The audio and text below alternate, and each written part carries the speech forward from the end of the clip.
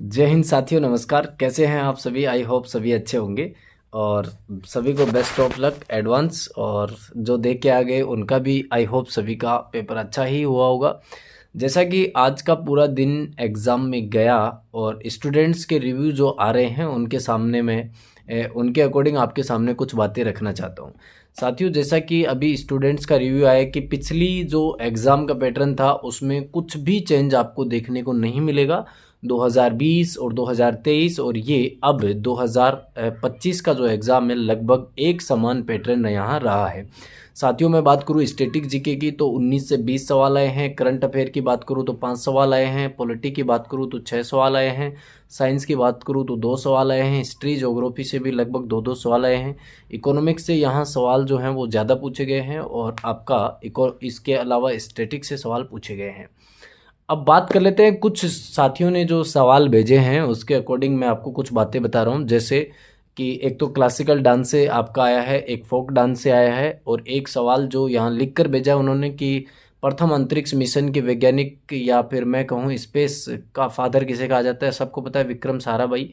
एक योजनाओं से 3 सवाल पूछे गए हैं। एक नमस्ते योजना पूछी गई है। साथियों, नमस्ते योजना का जो किट का संचालन है वो हमारे सामाजिक न्याय मंत्री वीरेंद्र सिंह खटीक के द्वारा किया गया था। नमस्ते योजना क्या है? ये सफाई कर्मचारियों को, यानी कि पहले जो भी सीवर लाइन थी उसके अंदर उतर कर और सफाई करनी पड़ती थी, अब जो है मशीनों के द्वारा उसकी सफाई होगी।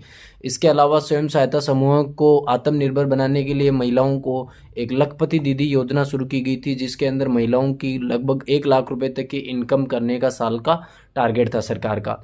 एक उत्तर प्रदेश के राज्यपाल से सवाल आया था कि आनंदीबेन पटेल। एक किसान सम्मान निधि योजना से सवाल पूछा गया। एक प्रधानमंत्री जनधन खाता योजना से सवाल पूछा गया और अपॉइंटमेंट से साथियों अच्छे सवाल बन रहे हैं। एक बीएनएस जो है इससे सवाल पूछा गया, भारतीय न्याय संहिता से।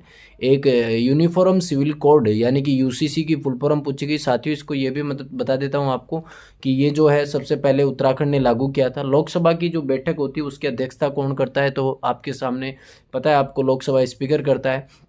राष्ट्रपति की शक्तियों से संबंधित आया था। संघवाद की विशेषता नहीं है, ये पॉलिटी का सवाल था। मौलिक अधिकार से संबंधित सवाल पूछा गया था। एक 61वां संविधान संशोधन से साथियों सवाल पूछा गया था। एक राष्ट्रपति शासन से सवाल पूछा गया था। और फिर अगर मैं बात करूं तो खेल की अगर मैं बात करता हूं तो 1 2 3 और 4 5 और 6 7 सवाल लगभग खेल कूद से आए हैं साथियों। और अब जैसा कि मैं आपको बताऊं, सर्वाधिक मेडल जीतने वाला भारत ने ओलंपिक की कौन से ओलंपिक में सबसे ज़्यादा मेडल जीते हैं? तो आज तक के रिकॉर्ड के अकॉर्डिंग अगर 2020 का ओलंपिक देखा जाए टोक्यो वाला, तो उसके अंदर 7 मेडल जीते थे।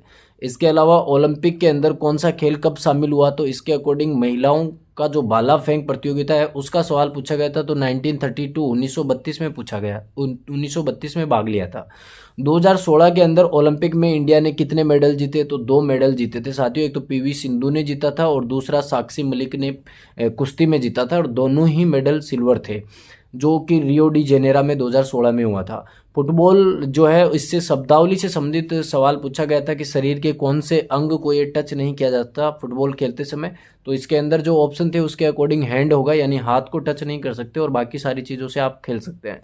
सर्वाधिक पदक जीतने वाला ओलंपिक के अंदर कोई खिलाड़ी, तो वो माइकल फिलिप्स था, जो कि तैराक का खिलाड़ी है और अमेरिकन है। 23 गोल्ड मेडल उसने जीत रखे हैं।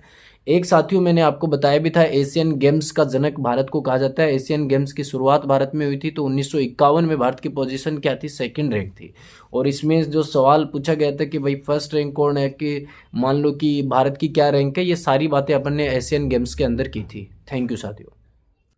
नेक्स्ट जो आने वाली जिस भी स्टूडेंट्स की एग्ज़ाम है उनको यही मैं कहूँगा कि ज़्यादातर स्पोर्ट्स के टॉपिकों पर आप पकड़ बनाइए, योजनाओं पर पकड़ बनाइए और अवार्ड पर पकड़ बनाइए। इसके अलावा इंडेक्स पे पकड़ बनाइए। यहाँ से सवाल आपका ज़्यादा पूछ रहा है और मैंने बता दिया कि वही पैटर्न है पिछले बार का, PYQ बेस्ड क्वेश्चन है साथियों।